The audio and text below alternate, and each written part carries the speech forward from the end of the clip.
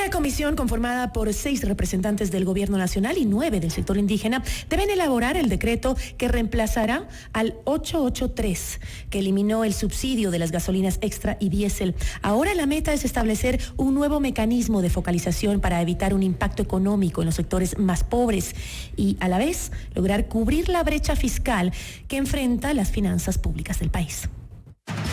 Y ahora en Notimundo, nuestro panel de invitados en vivo. Y para conversar sobre esto recibimos en nuestros estudios al ingeniero Roberto Aspiazo, él es director ejecutivo del Comité Empresarial Ecuatoriano, y también al economista Aquiles Hervas, integrante del Foro de Economía Alternativa y Heterodoxa. Muy buenas noches y gracias por acompañarnos. Antes que nada, ¿cuáles son entonces ahora las alternativas? ¿Se ha quedado tal vez el país desarmado? Gracias por la entrevista, un saludo a los radioescuchas y también al panelista que me acompaña de la academia. Entiendo decir que lo que sucedió en días pasados creo que tiene una lectura bastante compleja, es decir, no hay una lectura unívoca y creo que en ese carácter múltiple hay que procurar entenderlo, tal vez en la lógica de ganadores y perdedores. Es obvio que ganaron los indígenas, perdió el gobierno, pero más allá de hacer ese conteo de balance, evidentemente yo pienso que más allá de eso, una pérdida de la sociedad ecuatoriana como conjunto que por no tener capacidad de resolver sus problemas a través de la institucionalidad política, se ve abocada lamentablemente a una situación de caos, en donde finalmente en las calles se vio de todo, hubo violencia, saqueos, vandalismo, evidentemente hubo un intento de golpe de Estado, toda vez que el correísmo intentó aprovecharse de la movilización indígena y había un sector indígena que naturalmente participaba de ese propósito. Eso es indiscutible, las propias declaraciones de Lourdes Tibán hoy día lo verifican, lo ratifican. Entonces, como digo, finalmente esto requiere de muchas lecturas. Por ejemplo, en el bando perdedor también creo que está la ciudad de Quito. Lo que sucedió en particular el sábado es algo casi inenarrable, surrealista, el hecho mismo de que urbanizaciones en los valles hayan tenido que organizarse para con armas de fuego plantearle cara a los amagos de saqueos que provinieron de sectores que estaban participando de la protesta. Entonces, verdaderamente creo que esto nos exige naturalmente hacer una reflexión profunda, sobre todo por el hecho que creo que la sociedad ha quedado fracturada desde el punto de vista de que por un lado pues tenemos a la sociedad blanco-mestiza, por otro lado a los indígenas. En la costa, dígase en Guayaquil en particular, hay una lectura muy distinta, les resulta bastante difícil entender cómo esto pudo desbordarse de esa manera y naturalmente lo ven como un problema que aqueja a la sierra y no a la costa, de manera tal de que yo creo que tenemos muchas cuestiones que procesar. Entre tanto, esperamos naturalmente que se pongan de acuerdo sobre el nuevo decreto ejecutivo. Ingeniero Aspiazo, justamente sobre eso queremos conversar esta noche y específicamente cuáles son entonces las alternativas que hay frente a la derogación, a la derogatoria del decreto 883. Mire, no hay soluciones mágicas, por lo pronto está abierto un espacio de diálogo. Lo mejor que nos ha podido pasar a los ecuatorianos después del caos que vivimos durante 11 días es recuperar la paz, independientemente de quién ganó y quién perdió. Yo creo que eso es lo principal. Y naturalmente, como decía en la respuesta previa, creo que esto tiene que generar también una cultura de mea culpa y de reflexiones de por qué, por ejemplo, los partidos políticos de ninguna manera tuvieron un rol protagónico. Eso se reflejó de alguna manera en la inacción de la Asamblea Nacional, que debió de alguna manera desempeñar el rol que le correspondía como el principal foro de la nación. Y resulta que ni siquiera pudieron reunirse durante los días de paralización. No aparecieron, aunque con unas pocas declaraciones por ahí del presidente de la Asamblea, pero sí realmente como que la ciudadanía lo exigía, ¿no? Pero creo que justamente hablábamos del ámbito político, ya que dimos un panorama con nuestro invitado anterior, posterior con un análisis en la política, pero sí nos gustaría centrarnos un poco más en el tema económico con ustedes, ¿no? Y justamente lo que decía María del Carmen, ¿no? ¿Cuáles son esas alternativas? Se habla ya de que focalizar el subsidio, por ejemplo, decían ahora que eso está dentro de la mesa de diálogo, el focalizarlo para justamente algunas comunidades, para que llegue a los sectores más necesitados, ¿no? Pero yo digo, la focalización no va a eliminar el contrabando, que era una de las cosas que se buscaba. 2, ¿es factible realmente en la práctica focalizar un subsidio? ¿Cómo, economista Hervas? Muy buenas noches, es para mí un inmenso placer compartir esta mesa con ustedes como periodistas, con el compañero contertulio. Creo yo que el gobierno nacional no dejó de tener opciones y alternativas presentadas en su mesa desde que empezó a ser gobierno, ¿no? Y particularmente en el Foro de Economía Alternativa y Heterodoxa, presentamos un inmenso paquete de opciones para no llegar a esto. ¿Cómo cuáles?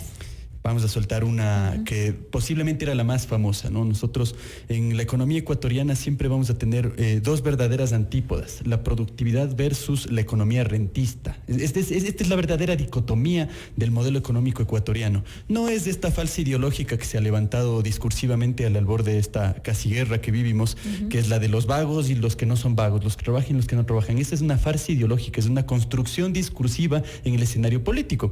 Entonces, si la verdadera discusión tensión es entre la productividad, el trabajo, la creación del valor versus las rentas en general, es decir, crear renta sin producción, generación del valor, lo primero que tenemos que hacer es crear alternativas alrededor de lo primero, es decir, generar productividad. Nosotros habíamos planteado bajar el IVA y una cosa que discursivamente puede sonar horrorosa, pero si tú mueves un poco las cifras, no lo es. El IVA está íntimamente vinculado a la capacidad de demanda, es decir, que la gente en la medida que tiene un poco más de recursos, así parecieran unos centavos o unos cuantos dólares, compra más. Y si compra más, tienes que producir más. Es decir, se dinamiza la economía. Dinamizas la economía. Entonces, esto ya lo habíamos puesto en la mesa mucho tiempo atrás. Y ustedes hicieron esta propuesta en torno a bajar el IVA ¿en cuántos puntos? En 2 puntos porcentuales. Habíamos planteado que cada 2 puntos, más o menos, más menos, porque esto no es así de exacto, tenemos un extra de $1.000 millones. Pero esta es una opción. Ya una vez que se había levantado el tapete de la posibilidad de que exista un paquete de medidas económicas, sobre todo cuando nació el ruido de la intervención de las cartas de compromiso con el Fondo Monetario Internacional, intensificamos la cantidad de medidas que se habían planteado. Porque vuelvo a insistir, nosotros no vamos a inventarnos que en estos 12 días nació la crisis económica y política de este país. La crisis económica y política de este país tiene 1 siglo y medio. Y para no ser tan abstractos, tiene los 10 años que evidentemente todos compartimos, fueron de un saqueo horroroso, de un autoritarismo sin igual. Pero además, antes de esos 10 años ya teníamos una crisis estructural de la economía. Y ante esta crisis estructural nosotros hemos evaluado que quienes tienen la posibilidad de hacer un gran margen de maniobras, las élites económicas y las élites políticas, no están a la altura de las decisiones que necesita este país. Evidentemente, todos lo conformamos, pero no todos tenemos el mismo margen de maniobra. Pero ¿usted no considera que eliminar los subsidios además transparenta la economía? De ninguna manera. Los subsidios son un instrumento de la política económica que se utilizan en países mal llamados subdesarrollados como el nuestro, como en países desarrollados o llamados desarrollados. Si uno analiza toda la agricultura del sur de los Estados Unidos, que es la proveedora de casi la mitad del maíz en el mundo, va a encontrar que está sumamente subsidiada, pero no está subsidiada porque los agricultores sean vagos o porque sean pobres, sino está subsidiada porque es una forma de instrumentalizar la economía. El ejemplo más claro que tenemos o más cercano es el de Venezuela, ¿no? Que subsidia a los combustibles y... Sí, pero además no es el único. Es decir, a veces se trata de llevar esto al terreno ideológico y pensar que el subsidio está relacionado con la pobreza y el no subsidio está relacionado con la riqueza, y no es así. La mitad de la estructura técnico-productiva, sobre todo de las pymes alemanas, están subsidiadas, es decir, están sostenidas a través de una política pública económica. Entonces, el análisis de los subsidios no pasa por el asunto de la gasolina en específico, sino tiene que ver con que es una herramienta que un país no la puede retirar para una situación económica como la nuestra. Si uno quita de golpe eso, provoca lo que ha provocado, tanto socialmente como obviamente también en efectos económicos. Más adelante podría decirles lo que iba a pasar en términos... Lo decíamos, que fue una decisión que no tuvo una estrategia comunicacional tal vez, y no en el momento adecuado, ¿no? En un gobierno desgastado, en un momento de crisis, o sea, como que no fue el mejor momento. Lo analizábamos antes con el politólogo que nos acompañó. Políticamente sí, no era el mejor no fue la mejor forma de tal vez comunicarlo, porque además se lo comunicó como un paquetazo, cuando el único golpe era justamente la eliminación de los subsidios. Y económicamente tampoco. Si tú entras al gobierno y tienes una intención de pensar que el subsidio tiene que ser retirado tarde o temprano, necesites o no ese momento el recurso, tienes que empezar un acto progresivo de retiro de ese subsidio. O si es la focalización, un acto de dispersión de esa focalización progresiva, porque si no lo haces de esa manera, le quitas, siendo tan determinante en la economía nacional. A veces uno piensa solo en las gasolinas y nos han llevado al escenario del contrabando cuando es un tema absolutamente marginal, es decir, representará menos del 1% del total de las gasolinas, cuando lo que estaba en juego era el diésel. El diésel determina los costos de transporte y los costos de transporte determinan los costos de producción. Roberto, le veo con... Yo lo que quería acotar es que creo que el gobierno terminó improvisando el libreto cuando iba a hacer una propuesta de una reforma legal para aumentar 3 puntos de IVA, y sabía de antemano que no iba a tener los apoyos que no políticos iba a pasar en la asamblea.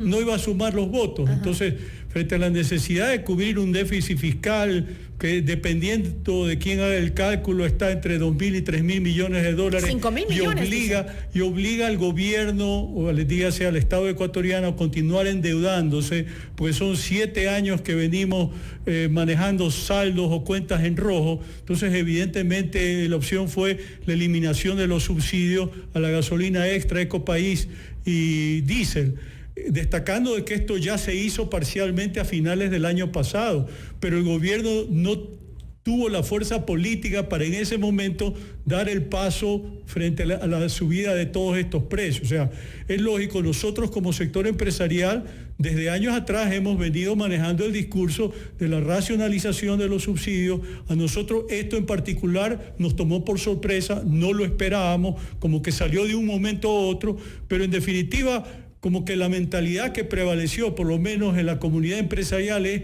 no nos queda otra alternativa, tenemos que hacer el sacrificio, no es que vamos a salir a aplaudir y estamos contentos frente a esta situación que se presenta, pero por otra parte, pues sí, nosotros hemos manejado también el discurso de que es importante reducir los impuestos para efectos de estimular el consumo y por esa vía reactivar la economía, pero de modo propio el gasto público tiene muchísimas rigideces, y esto lo repiten los voceros gubernamentales en el sentido de que el 70% del gasto público corriente son policías, militares, educadores y salud, y frente a esa realidad es muy poco lo que pueden hacer reduciendo propiamente el gasto corriente, y naturalmente todo el recorte que se ha venido haciendo principalmente en lo que tiene que ver con 2019 ha sido gasto de inversión indiscutiblemente. Así que la situación del país es compleja y creo que hoy por hoy estamos entrando en un periodo en el cual el debate público permite ir encontrando propuestas, alternativas, porque no podemos quedarnos traumatizados con la experiencia de estos últimos 11 días, y a esto tenemos que ver cómo le sacamos algún partido para hacer una reflexión de fondo y verdaderamente ir buscando opciones que nos permitan salir adelante. La economía necesita reactivarse. Es cierto lo que tú decías hace un momento, en el sentido de que la gasolina ya estaba regada. El decreto 883 no fue sino el fósforo que tirado al piso terminó encendiendo la llama, ¿no? Ahora, si hablamos de aumentar la productividad, como decía el economista Herbas, también hay otras medidas que lamentablemente, como decíamos hace un momento, ni siquiera han llegado todavía a la Asamblea Nacional, pero que sí han sido tomadas en cuenta dentro de estas reformas, dentro de estas reformas económicas, tributarias que se han hecho. Por ejemplo, el reducir o eliminar los aranceles para maquinaria, para equipos y materia prima agrícola e industrial. ¿Eso no es una forma también de apoyar, o tal vez estas medidas que también estaban dentro de este paquete no fueron tomadas en cuenta? Claro, eso, como vuelvo a insistir, se analizó hace un momento ya políticamente, haber presentado todo un paquete completo y además no poder saber venderlo en términos generales de que de ello nos beneficiaba absolutamente a todos, es un error político que nos cuesta a todos en términos económicos. Me parece a mí que se va regando en cascada, ¿no? La dificultad del problema estructural de este país es que nosotros estamos tomados o casi secuestrados durante más de un siglo por el capital rentista, como le había mencionado. Y este capital rentista no es homogéneo, es decir, no tiene que ver con que todos los ricos o todos los productores. No, lastimosamente el sector industrial no es el que determina la economía de este país. Lo determinan los sectores banqueros y los sectores agroexportadores. Y los dos sectores, al no ser altamente productivos, sino especulan alrededor del valor, es decir, ganan a través de la especulación, lo que tratan de hacer es que en momentos difíciles de la economía, yo no creo que estemos en una crisis, pero sí en un momento difícil de la economía, aseguran que su parte del gran pastel no se toque de ninguna manera. Entonces, ¿qué es lo que pasó a mediados de este año? Que la intervención del FMI tenía que ver con la urgencia del Estado con obtener recursos, y el Estado al saber y dice, bueno, voy por el lado de quienes tienen esta parte del pastel o me voy por el lado de las grandes mayorías. Entonces, lastimosamente el Estado decide irse por las grandes mayorías, y el subsidio es la eliminación del subsidio es una manifestación de ello. No afectan solamente a los sectores o a los estratos sociales, indígenas, campesinos. En el corto plazo, los sectores productivos e industriales iban a verse directamente afectados. Es decir, esto es completamente indudable, inclusive menos del corto plazo. Y ahí viene la reacción en cascada. Evidentemente, el primer golpe es a quienes son de una u otra manera directamente beneficiados del sector del subsidio, y tienes la movilización de los transportistas, que es una movilización estrictamente coyuntural. Quienes se manifestaron inicialmente. Así es. Entonces, eso detona un chispazo, un encendido, porque, vuelvo a insistir, no estamos en una crisis, pero todo el mundo sabe que el momento es difícil y por lo tanto el sector indígena se moviliza. Si tú te percatas, en más o menos el día 8 y 9, empieza a haber una profunda movilización de los dos polos. Aquí hay un error político, me voy a lanzar un poco más a este lado también como para ir mezclando, y es no percatarse que seguir ese libreto de anunciar e insistir en que correísmo está presente en todo, no es sino alimentar el correísmo.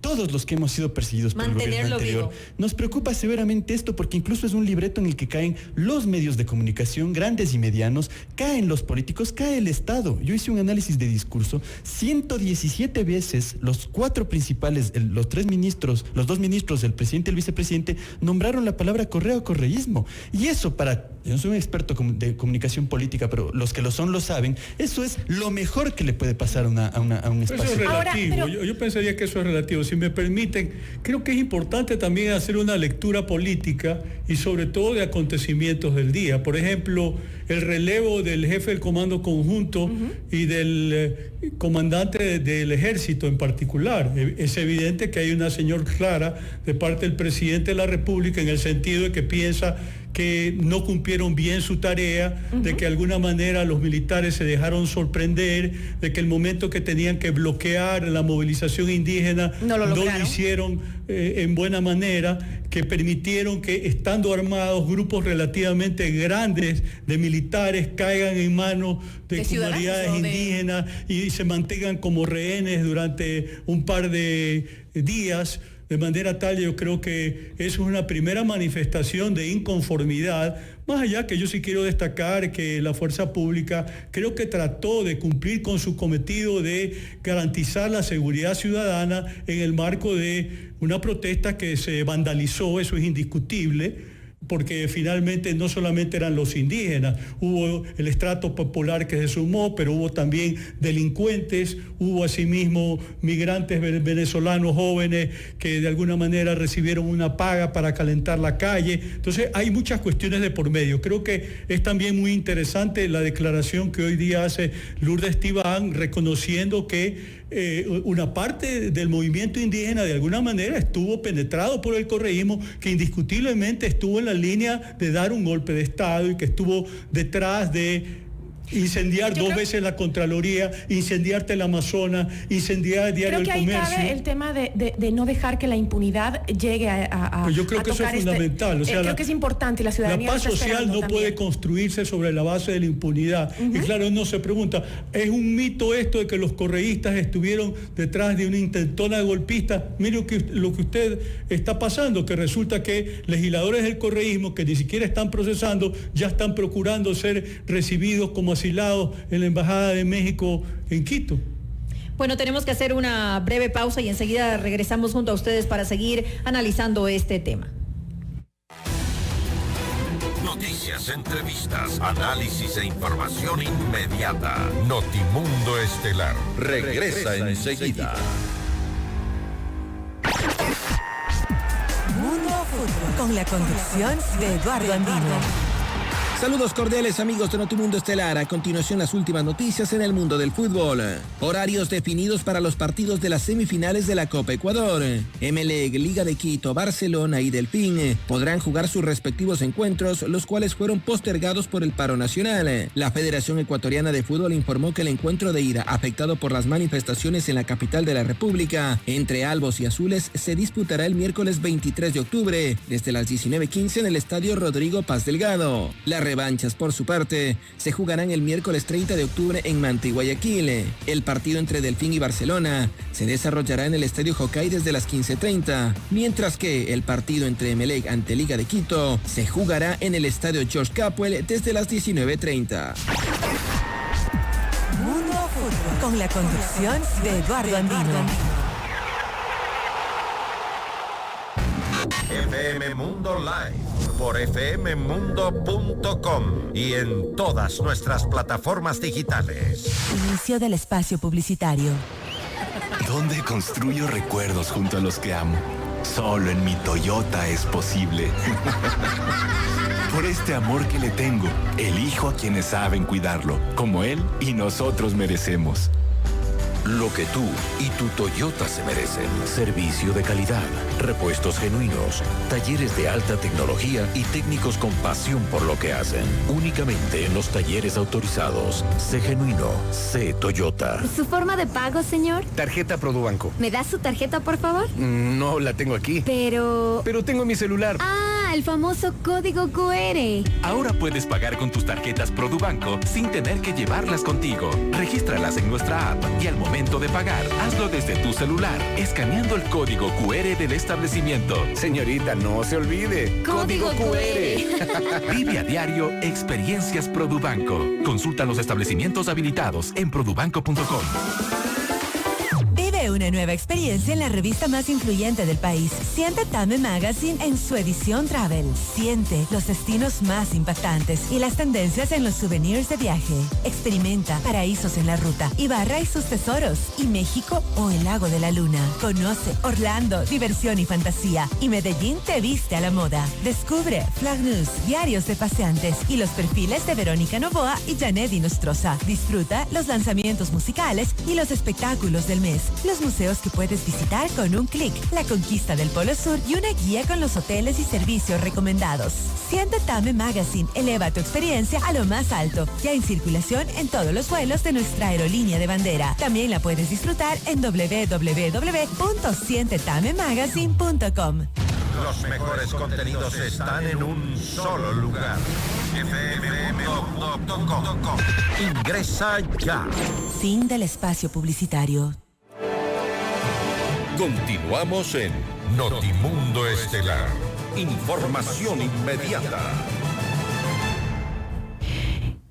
Y continuamos conversando, estamos acompañados por el ingeniero Roberto Aspiazu, director ejecutivo del Comité Empresarial Ecuatoriano, y el economista Aquiles Hervas, integrante del Foro de Economía Alternativa y Heterodoxa. Economista Hervas, entonces, ¿cuáles serían las opciones que tiene el gobierno ahora, en estos momentos, después de todo lo que ha pasado, después de esta negociación, de este acuerdo que se ha alcanzado con el movimiento indígena? ¿Qué se puede hacer?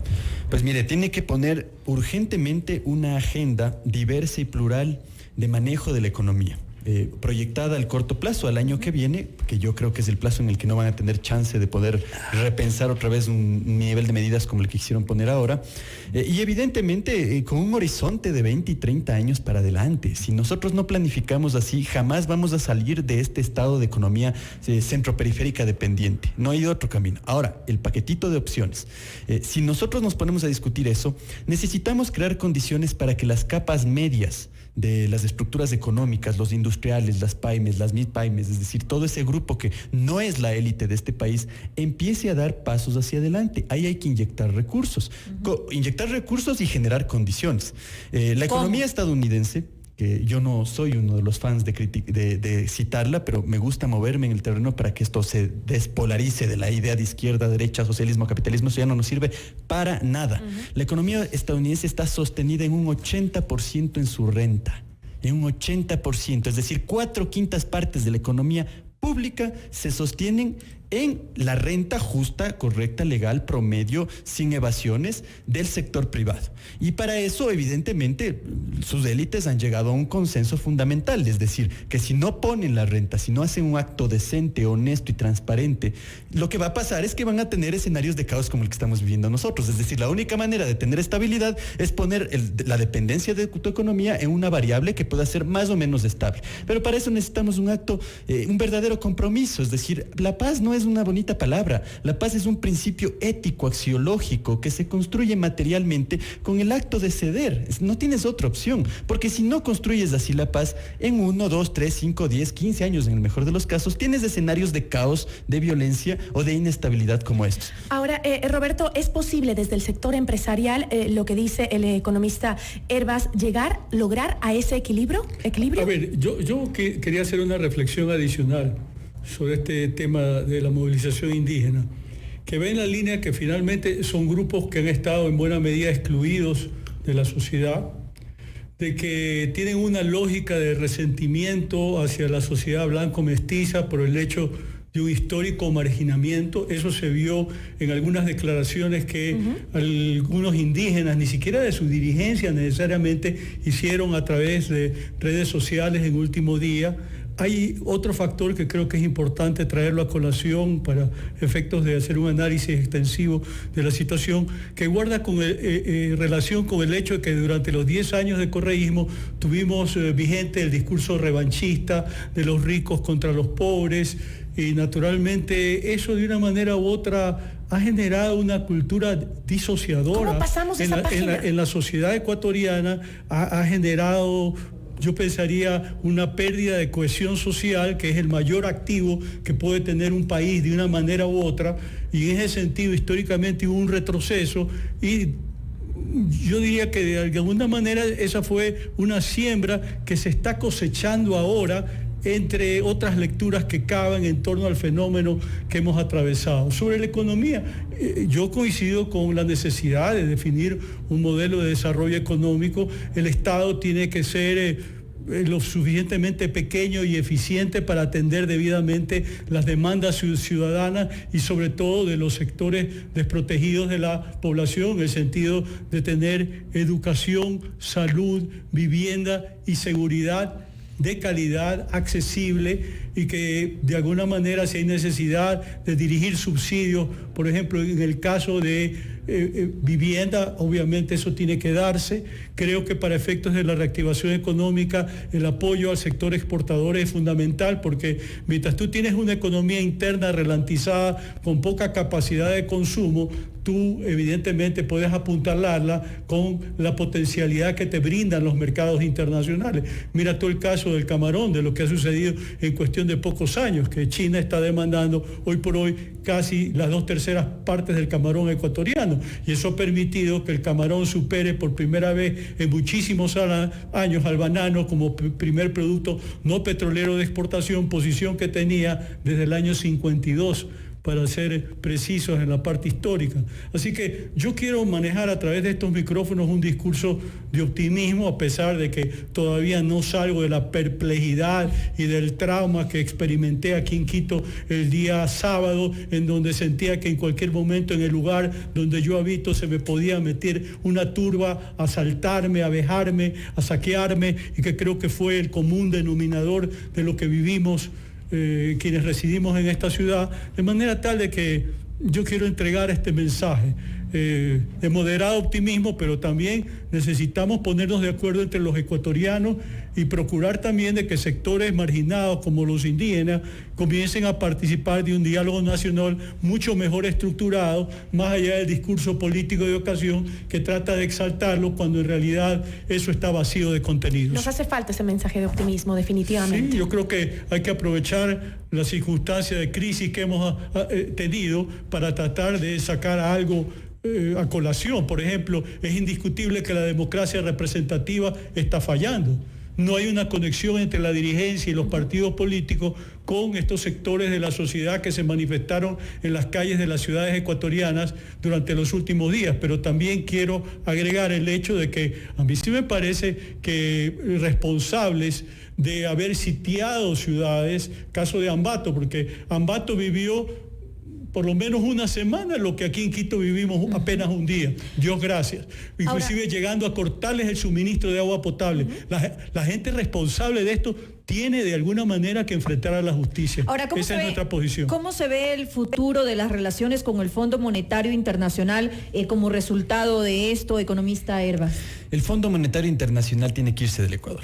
Tiene que irse de todos los lugares donde sus recetas no han funcionado. Es decir, esta es una premisa elemental. No puedes patear la misma piedra 2 ocasiones, y si ves que vecinos tuyos definitivamente colapsaron a través de ese sistema de camino que recomienda el fondo, no podemos irnos por ese mismo sendero. Yo, ingeniero Aspiazu, con muchísimo respeto quisiera decirle, ya no quiero 500 años más de una economía dependiente de los camarones, de las flores, del banano. O sea, realmente si hace 500 años sacaban en carabelas el oro y el maíz sin lugar a dudas, o las papas para frenar la hambruna de Europa, me resisto a pensar que el éxito de nuestra economía tenga que depender en cierta medida en que al menos enlatemos el atún. Tenemos que tener un mercado interno, tenemos que tener un proceso de productividad, y para que eso suceda tenemos que generar condiciones para que el centro de la economía nacional se ponga en donde se cree el valor y no donde se especula alrededor del mismo. ¿Cómo creamos esas condiciones? Mire, no es un proyecto sencillo ni rápido, pero tenemos que tomar algunas medidas drásticas. Nuestras élites especulativas, banqueras y también rentistas se resisten a salir del status quo, porque evidentemente es rentable, es cómodo y poco arriesgado. No es de una cultura empresarial, una cultura empresarial es otra. Los japoneses, cuando les bombardearon en la década de los 40 y después en los 60, no hablaron jamás en ningún momento de un mensaje abstracto posterior a la crisis. Ni siquiera se detuvieron a culpar a nadie. Dijeron, estamos destruidos, nos tenemos que reconstruir. Y en esa reconstrucción todos entendieron que tienen que evidentemente ceder. Entonces, ¿qué es ceder a mi criterio? Tres mediditas como alternativas inmediatas. En una economía dolarizada no puedes sacar los dólares sin ningún costo. Y esto cuesta estigma porque uno habla del impuesto a la salida de divisas y dice, correíste inmediatamente. No, el Correa no inventó esta medida, es una medida de la política. Pero usted no está de acuerdo en que el impuesto a la salida de divisas genera falta de interés en invertir en nuestro país, porque a la larga los inversores, sobre todo los inversores extranjeros, no van a venir a introducir el dinero, a realizar una inversión en nuestro país, si después cuando saquen el dinero van a tener que pagar además algo adicional. Inversores de mala calidad. Los inversores de buena calidad calculan costos donde ven buenas oportunidades. Es decir, hay inversores de todos los tipos, no existen una sola forma de inversores. Y además también el ISD no tiene una sola naturaleza. Hagamos una cosa, vamos viendo punto. Usted nos habló de 3 puntos, veamos ese primer punto claro sí. y la respuesta yo quisiera darle la respuesta al joven economista sobre este punto específicamente. Que desde la academia muchas veces ustedes tienen una visión teórica con muy poca conexión con la realidad. Finalmente, nuestros productos exportables que generan riqueza nacional son fundamentalmente primarios, y a veces al escucharlo como que genera un paralelismo con los correístas que querían llevarnos desde esta exportación de productos primarios a una economía postindustrial, una economía digital, y eso no es factible. Uno necesita generar excedentes de capital para ir generando de alguna manera una diversificación de la economía, y en esos términos no hemos sido muy exitosos en último tiempo, porque usted sabe mejor que nadie que el discurso recurrente del correísmo respecto al cambio de la matriz productiva fue una tomadura de pelo, fue un gran fracaso, porque finalmente seguimos exportando lo mismo que exportábamos en 2007, cuando de alguna manera inició esta revolución ciudadana, que lo único que fue una revolución para enriquecer a la clase política dirigente. Lamentablemente estamos muy cortos de tiempo. Solamente para cerrar, nos había comenzado usted a decir que eran 3 opciones, nos habló de la primera, pero muy rápido, por favor, muy breve, que tenemos justamente que terminar. Esa genera $600 millones siempre y cuando sea focalizado, dirigida directamente a las salidas de más de $10 millones. Es decir, ese es el plus que hay que darle, y además desmarca completamente con la estrategia correísta, ¿no? Vuelvo a insistir, hay cosas que son del sentido común, no hay que ser correístas para tener esa postura. Segundo, hay que focalizar el IVA, es decir, hay que bajarlo hasta el 5% para los productos que son más comunes, que están vinculados a los elementos directos de nuestro consumo, vivienda, alimentación, vestimenta, las cosas que son ineludibles al ser humano, y subirlo en el caso de los bienes de lujo suntuarios. ¿Por qué? Porque ni siquiera se perciben un bien de lujo suntuario, un carro de alta gama, pero y me atrevo a imaginar, no sé de marcas, puede ser adquirido imperceptiblemente con el IVA que se ponga.